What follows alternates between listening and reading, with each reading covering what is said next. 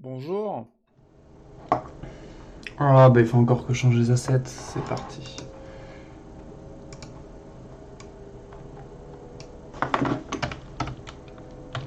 Faut aussi que je change le titre du live, je vais te faire ça, je vais le faire tout de suite.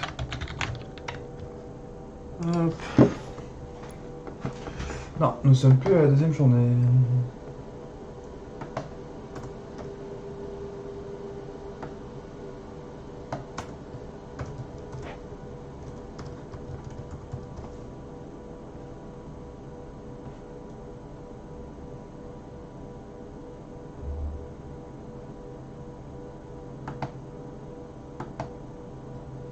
Ok, salut. Tac tac tac tac tac. Hmm, propriété.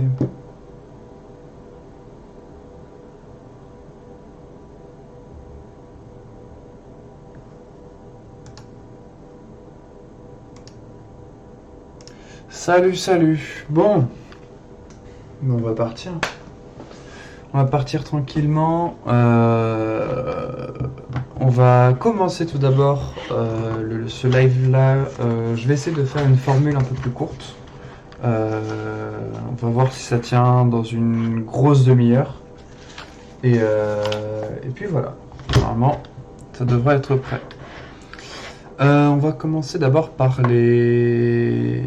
un retour sur les pronostics qui ont été faits la semaine dernière, lors de la dernière session. Alors, on va changer de scène, je vais mettre sur le bon écran. Hop, tac. Pardon, excusez-moi. Alors, donc, lors de la semaine dernière, alors, au final, nous avons eu sur toutes les propositions 3 erreurs sur le total des 7 prédictions réalisées. Donc, je vais mettre je vais cocher ou non en fonction de la, la justesse du pronostic. Donc, pour Castres versus Bordeaux, un nul avait été pronostiqué, malheureusement pas bon. S'ensuit un match de Brive face à Montpellier qui a été du coup validé. Enfin, le match Racing Lyon, lui, n'a pas été validé. Le Stade Rochelais a bien perdu, a bien gagné face à La Rochelle comme prévu. Le Stade Français aussi a pris le pas sur l'Aviron Bayonnais. Nous n'avons pas eu bon à la prédiction section Palo à Stade Toulousain malheureusement. Et enfin, n'a pas réussi à prendre le... Ah si, pardon. Toulon a pris le pas sur le Clermont-Ferrand en gagnant d'un petit point au niveau du match.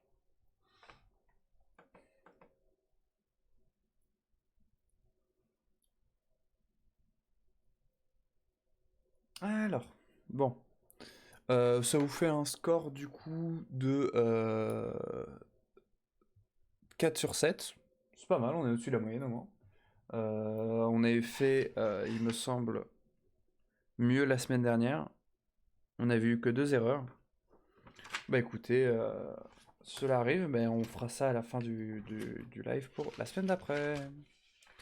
Donc, on va partir du coup pour parler du match qu'il y a eu. Ah, je suis encore en. Hop.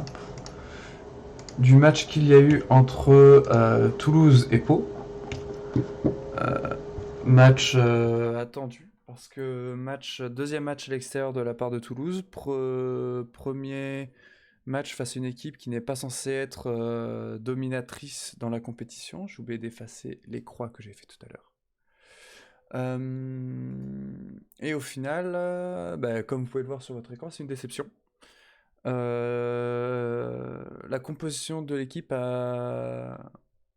On en reviendra juste après, mais si on regarde cette fiche-là du match, on peut se dire que Toulouse c'est tout simplement n'a pas fait le nécessaire pour pouvoir gagner ce match. Ils ont eu les opportunités, mais on reviendra là-dessus.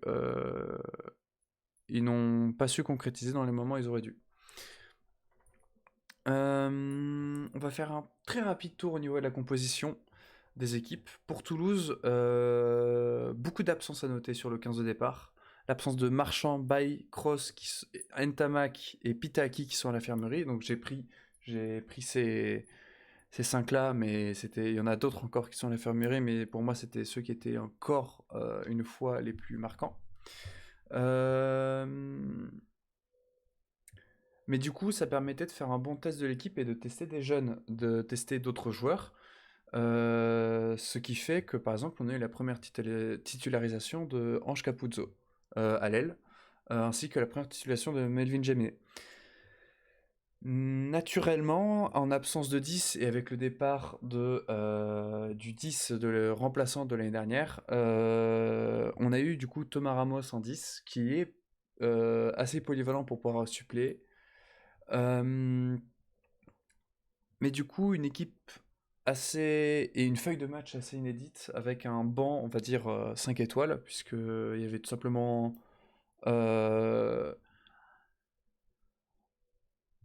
Dupont, Jelonche, Rory Arnold et Fomoina sur le banc, qui auront fait leur entrée à un moment. Et je pense que dans la physionomie du match, Hugo Mola les avait espérés en tant que gros impact player en cas de soucis de la part du Stade Toulousain. Du côté de Pau, on a une équipe qui est jeune et qui va devoir faire pour cette saison sans son maître à jouer habituel qui était Antoine Astoy, qui est parti à La Rochelle cette saison. Donc c'est vraiment quelque chose d'intéressant, la performance qu'ils nous ont donnée, avec notamment des très jeunes joueurs, Clément Laporte, qu'on avait pu voir si vous y avez regardé lors des matchs de l'équipe de France de la Coupe du Monde. Très prometteur, qui a fait un bon match et qui n'a pas su trembler face à ses adversaires. Jordan Joseph aussi, qui a été correct dans son jeu, et on y reviendra d'ailleurs. Le fameux Jack Maddox, qui a fait tant de mal à l'équipe toulousaine. On va parler maintenant un peu de la physionomie du match, donc comment le match s'est déroulé. Comme on peut le voir, il s'est pas passé grand-chose en première mi-temps. La première mi-temps assez calme, pas grand-chose. Les équipes se cherchent, elles se regardent, beaucoup de déchets. Ce qui fait qu'à la 35e minute, on a tout simplement eu accès à un duel de buteurs entre Zach Henry et Melvin Jaminet, avec un drop de Thomas Ramos sur un avantage. Le principe de claquer un drop lors d'un avantage fait que si le drop est manqué, on récupère quand même la pénalité et on a une autre opportunité de scorer des points. Donc à la 35e minute, il y a toujours 9-9, ce qui est... on s'est un peu embêté sur la première mi-temps. Il n'y avait rien vraiment de très intéressant à en sortir, à part le fait que Toulouse n'arrive pas à finir, que la section paloise a su se montrer convaincante et dangereuse. Et en fait, tout cela va mener à la 37e minute, du coup, au premier essai on le verra je vais vous montrer juste après, une contre-attaque, donc on va appeler de type 1. Je reviendrai juste après pourquoi est-ce qu'on appelle une contre-attaque. Pourquoi est-ce que ce qu'ils ont appelé lors du match un turnover est une contre-attaque de type 1, de premier type, qui leur permettra de gagner, de prendre l'avantage de 10 points à la mi-temps. C'est-à-dire qu'on a eu 19-9 à la mi-temps.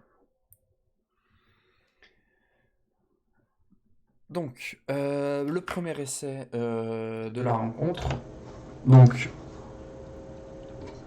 2 minutes 30, j'ai le timer. Alors malheureusement, j'ai dû trouver le résumé sur une chaîne, donc pas, on va pas dire pirate, mais pas habituelle, pas la chaîne habituelle qui fait les, les, les, les résumés. C'est c'est une chaîne officieuse, on va dire. Alors, je vais vous mettre le son quand même.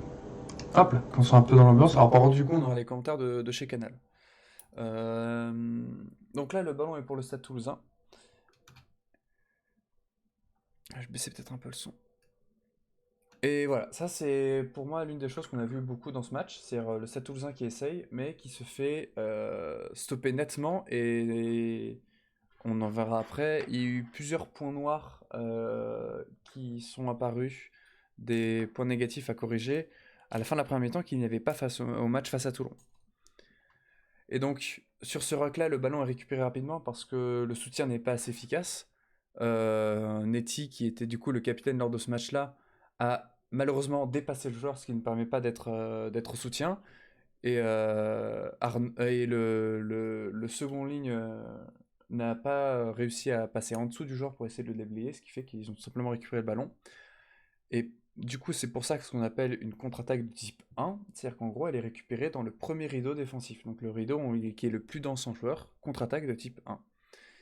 Et derrière, on ne le dit pas souvent, mais c'est l'une des phases de jeu où il y a le plus d'essais. Parce que tout simplement, on passe d'une situation où une des deux équipes doit passer d'une situation offensive à défensive, ce qui crée une désorganisation dans la défense. Et donc derrière, une situation avec un surnombre, très bien joué par Zach Henry, et derrière, l'essai, bon, la dernière passe peut être un peu litigieuse, mais c'est une très bonne contre-attaque de type 1. Euh, un peu la spécialité de l'équipe de France, on pourrait le penser. Mais du coup, voilà, contre-attaque de type 1, très bien gérée de la part de Pau, qui s'est montré dangereux et qui mérite du coup de marquer son premier essai. S'ensuit ensuite, du coup, on arrive à la mi-temps, et ce qui est triste, en quelque sorte, à la mi-temps, c'est qu'on a un Stade Toulousain qu'on sent... le son est caverneux quand tu es dans plein écran. C'est peut-être les filtres. Les filtres du micro. J'essaierai de régler ça pour la prochaine.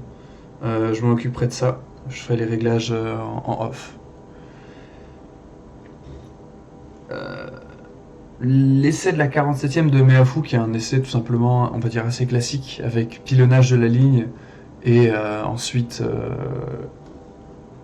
essai. Je ne vais pas vous le montrer parce qu'il n'est pas vraiment nécessaire. C'est un essai, il n'y a rien de spécial à dire, je veux dire, en termes d'analyse sur ce qui a pu se passer.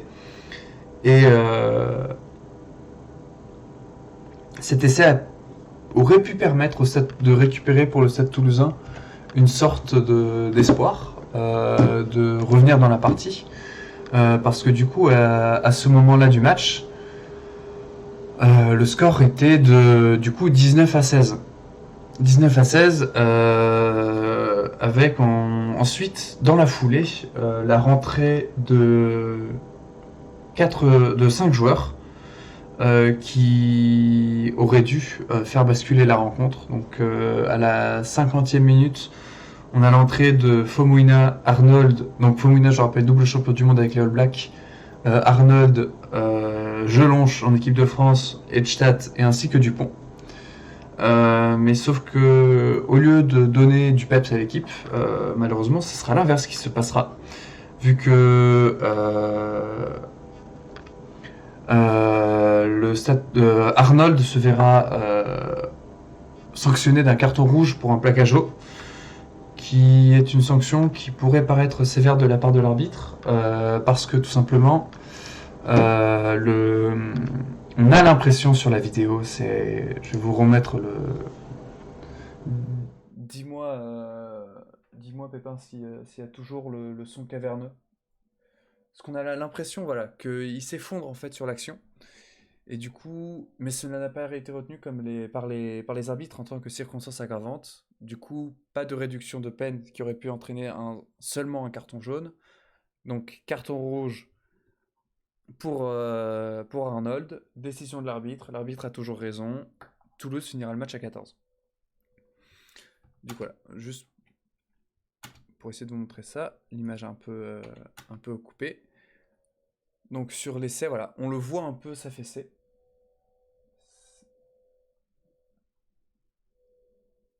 D'accord. Bon.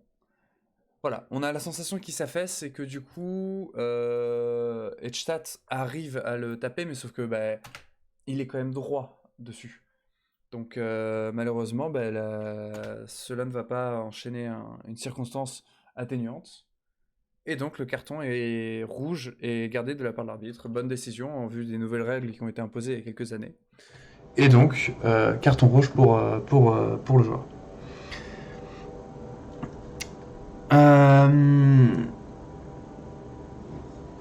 Le deuxième essai est quant à lui beaucoup plus beau. C'est un essai, donc ce qu'on va appeler sur une action en première main. C'est-à-dire que quand on va partir d'une phase statique, d'une phase où le ballon et les joueurs sont arrêtés. Par exemple, une mêlée, c'est une phase statique, le ballon est arrêté, les joueurs aussi. Et lors de cette phase statique, on peut avoir plusieurs choix. On peut avoir le choix de créer un point de fixation pour préparer une action décisive, ou alors on peut essayer de faire une action décisive directement. Donc c'est par exemple, ça peut être une combinaison des lignes arrière qui peut amener à ça. Et cet essai-là est très beau. Parce que c'est après une touche. Donc, alors là, la défense n'était pas à 10 mètres, mais il faut savoir que la touche fait partie, on en reviendra plus tard, quand on parlera rapidement des statistiques du match et du pourquoi et du comment le Stade Toulousain n'avait pas forcément les cartes pour gagner.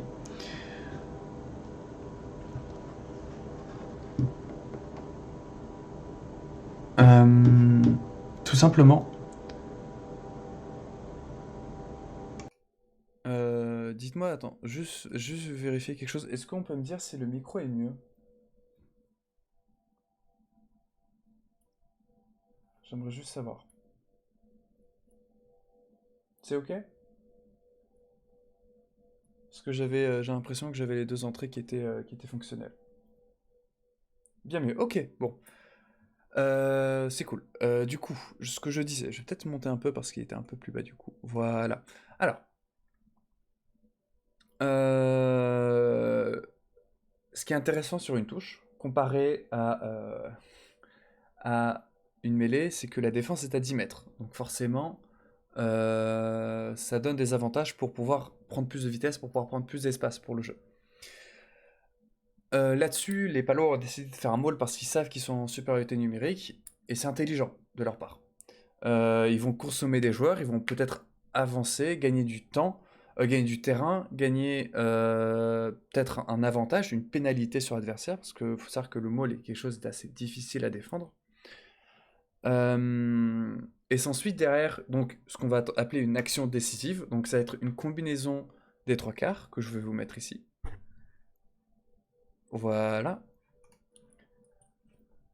Avec du coup une combinaison assez classique, mine de rien, avec tout simplement un 13 qui va avoir un rôle, donc le 13 c'est ce joueur-là, qui va avoir un rôle de leurre pour aspirer les défenseurs, donc celui-ci et celui-ci dans l'idéal, et un ailier qui était positionné dans l'axe du numéro 10, qui lui va avoir comme rôle, lui son but c'est de se faire oublier, de passer dans le dos, afin de récupérer plus tard le ballon et d'avoir le plus d'espace possible pour prendre une décision. Le joueur actuellement avec le ballon est en lecture de jeu. C'est-à-dire qu'il voit s'il doit donner au joueur qui coupe ou pas. Dans ce cadre-là, le joueur en ce qu'on va appeler en cut a fait son boulot. Trois joueurs ont été fixés contre deux joueurs consommés. Et du coup, il y a un espace qui se fait au large. La sautée derrière pour combler la montée inversée. Donc, ce qu'on appelle une montée inversée, c'est quand on va essayer de fermer les extérieurs. Pourquoi est-ce que c'est toujours le même titre?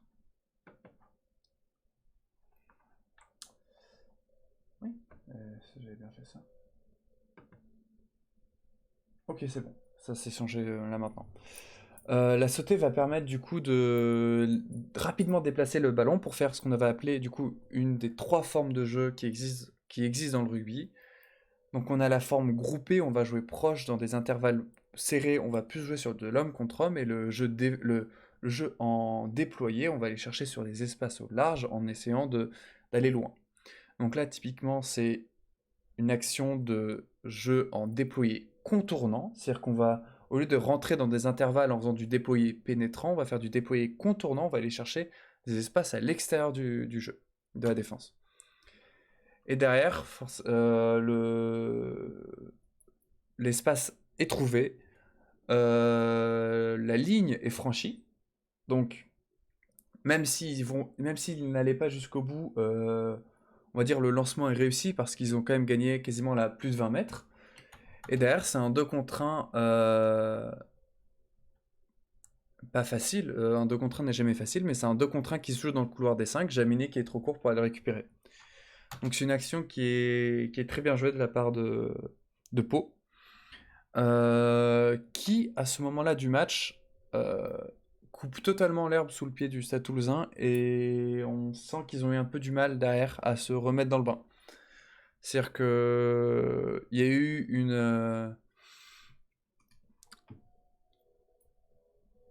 a eu après cet essai-là, donc à la 57e, il n'y a plus rien eu à la fin jusqu'à la fin du match. Et du coup, c'est un peu le regret qu'on peut avoir sur ce match-là, c'est que ils repartent sans points de bonus défensif, donc il y a 10 points d'écart au total sur le score. Euh, et on a eu de nouvelles problématiques qui se sont posées pour le Stade Toulousain. Ça veut dire que la semaine dernière, on a eu un problème, je vous le rappelle, avec Ramos qui n'était pas forcément dans son assiette, qui a raté quelques pénalités. Cette fois-ci, ça a été corrigé. Il a eu 100% de réussite au pied. Malheureusement, le nouveau problème qui s'est montré, c'est le problème au niveau de la discipline du côté du Stade Toulousain. On a eu 9 pénalités en première mi-temps, ce qui est beaucoup trop à ce niveau-là. Ça fait partie de ce qu'on va appeler les KPI, donc c'est les indicateurs clés de la performance. Et 9 pénalités à la mi-temps, c'est trop. L'homme du match est bien évidemment côté palois. Donc c'est le cher Maddox qui a marqué son doublé pendant ce match-là. Et donc, comme je disais juste avant, on a 9 pénalités en première mi-temps, 14 au total, donc autant que Toulon face au match de Toulouse. Et comme on peut le voir, dès qu'on est plus pénalisé que l'adversaire, naturellement, on va lui rendre beaucoup plus de ballons. Donc on va être en défense, donc on va peut-être pouvoir subir, et donc c'est une circonstance qui n'avantage pas l'équipe qui se fait pénaliser. Euh, Sur les 8 touches, donc là on va parler un peu des statistiques rapidement, sur les 8 touches qu'a pu disputer le Stade Toulousain, ils en ont réussi 5, ce qui est à peine plus de 50% de réussite, ce qui est vachement peu, malheureusement. Euh, la conquête n'a pas été forcément au rendez-vous. Pour moi, les deux statistiques qui seront à retenir et sur lesquelles, bon, ils vont forcément travailler dessus pour le prochain match, on va en parler juste après, c'est la continuité du jeu, c'est-à-dire réussir à garder le ballon et à la conservation du ballon dans des zones de risque. C'est-à-dire que à beaucoup de moments dans le match, le Stade Toulousain s'est trouvé dangereux dans les 22 mètres adverses, mais n'a jamais réussi à concrétiser. Et on compte un total de 27 ballons perdus. Donc c'est 27 ballons rendus à l'adversaire, ce qui est beaucoup pour ce match-là. L'autre stade dont je parlais est celle du nombre de plaquages manqués. Parce que on peut parler du coup, si la défense est... Ce n'aurait pas été un problème de donner autant de ballons à l'adversaire si le Stade Toulousain avait été dominateur en défense. Et pour le coup, 68% de plaquages réussis, c'est très peu. On est à 75 du côté de Pau. On était aux alentours de 78, donc on a perdu 10% par rapport au match précédent. Euh, Le système de jeu, je pense, du côté de Pau et ce qui avait été prévu du coup pour le match du Stade Toulousain, ce qu'ils ont pu voir par rapport au match face à Toulon était juste. Maintenant, de la part du Stade Toulousain, va falloir juste faire bon, ben, reset mental, on passe à la suite, on prend les matchs les uns après les autres et on essaie de faire avec. Maintenant, ils commencent à saison compliquée parce que Ntamak est blessé, euh, François Cros aussi, il s'est fait opérer. Ils ont une infirmerie qui est très garnie pour une équipe qui vient de commencer une saison. Et donc, ça va être le casse-tête sur les prochaines semaines de la part du staff toulousain de réussir à concocter une équipe qui puisse être ultra compétitive, parce que je pense que eux, ce qu'ils cherchent, c'est pas juste essayer de gagner des matchs, c'est eux, ils veulent gagner des matchs, donc il leur faut une équipe ultra compétitive avec les absences qu'ils ont actuellement. Sachant que on va passer plus tard à la phase de 6 nations, ainsi que de la période de tournée d'automne, où on perd beaucoup d'internationaux, sachant qu'ils ont recruté encore pas mal de joueurs qui jouent en équipe de France et dans d'autres sélections. Va falloir encore réfléchir là-dessus. Donc je rappelle que l'année dernière, lors du 6 Nations, Toulouse, c'est 55% de victoire sans Antoine Dupont. 55%, c'est un match sur deux. C'est ce qui leur vaut cette quatrième place arrachée en fin de saison. Donc tout le monde n'est clairement pas à la même enseigne. Donc voilà, c'était un peu ce qui était à retenir sur le match qui était précédent. Donc un Stade Toulousain qui rend un peu trop de ballons à l'adversaire, qui a du mal derrière à imposer son rythme, parce que c'était clairement Pau qui a réussi à s'imposer, et ça se ressent du coup au niveau du jeu. Donc maintenant, la question qui va se poser, c'est what next? C'est quoi la suite? Eh ben la suite pour le Stade Toulousain, ça va être une réception, donc peut-être une occasion de se remettre dans le bon sens, de bien arriver à reprendre de la confiance, parce que je pense que ça n'a pas été facile forcément ce match-là. C'est la réception quand même d'un gros joueur, d'une grosse équipe, donc le Racing, qui a battu Lyon lors de la dernière journée. Euh, Sachant qu'on reste sur 2 défaites de suite pour Toulouse face au Racing sur la dernière confrontation. Euh, donc il faut qu'ils essayent de se reprendre de ce faux pas en essayant de faire mieux que ce qu'ils ont pu faire aujourd'hui. Donc voilà. Je vous propose à présent de finir en faisant les pronostics pour les matchs suivants. Et après, bah, écoutez, on va se quitter là-dessus. Donc, pour le week-end prochain, nous avons le premier match qui sera Perpignan face à Toulon. Toulon qui... Pourquoi j'ai cliqué sur la quatrième journée? Ah, attends, j'ai un petit problème d'internet. Mais écoute pas. Et la troisième journée qui s'était pas chargée. Ah, le site de la Ligue qui est un peu en mal. Oui, c'est ça. Toulon qui avait gagné du coup d'un point face à... je vais reprendre le carnet au bout. J'ai vu un RCT dans le chat. Je vais le noter. Donc, Rugby Club Toulonnais versus Perpignan. Nous avons le RCT. Très bien. Ensuite, nous avons un match opposant Lyon, qui a perdu face au Racing ce week-end, face au Stade français. Lyon. Donc, un rebondissement de la part du Loup Rugby. L'Aviron Bayonnais face à Bordeaux-Bègles, à Bayonne, UBB. C'est vrai que l'Aviron Bayonnais, pour l'instant, on a l'impression qu'ils ont un peu du mal sur ce début d'année.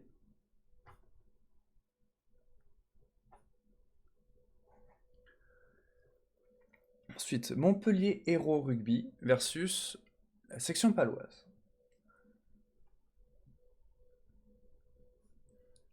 Ah, là, ça va être compliqué parce que d'un côté, on a le champion de France qui va jouer du coup face à l'équipe qui a ce qu'on va appeler upset, qui a réussi à battre le si redouté Stade Toulousain.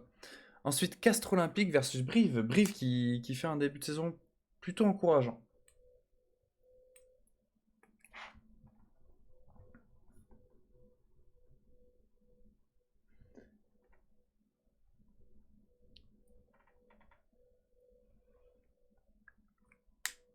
Brive-la-Gaillarde, précis.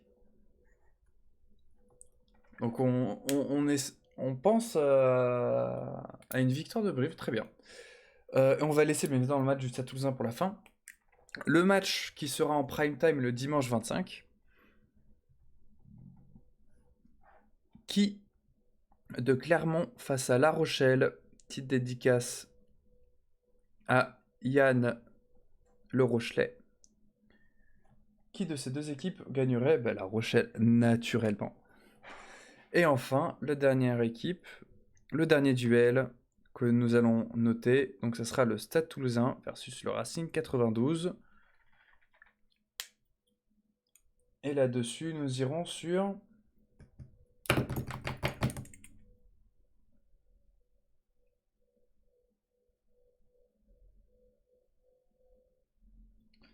Bon, je pense qu'on va rester sur le Stade Toulousain.